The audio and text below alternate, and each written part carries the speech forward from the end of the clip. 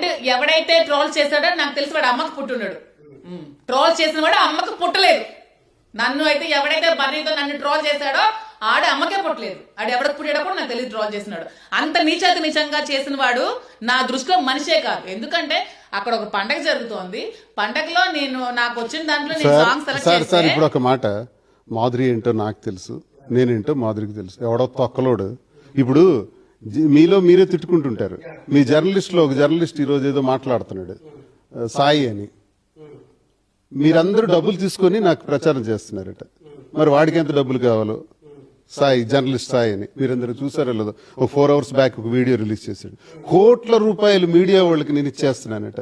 దమ్ముంటే ఆ సాయికి పేరు పెట్టి అడుగుతున్నాను, నీకు దమ్ముంటే నేను ఎవరికైనా ఇచ్చినట్టు ఆధారం ఉంటే ఒకటి తీసుకురావయ్యా. కాబట్టి సాయి నుంచి కింద వరకు ఎవరైతే ట్రోలర్స్ ఉన్నారో మా వెంట్రుకతో సమానం, మేము ఖాతరు చెయ్యం.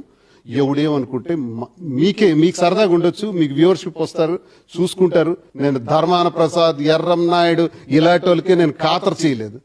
పెద్ద వాళ్ళతో ఫైట్ చేసుకుని వచ్చినోడు నేను. నా యుద్ధం నీకు తెలీదు. నేను ఎవడికి వెన్నో ఖాతరు చేయను.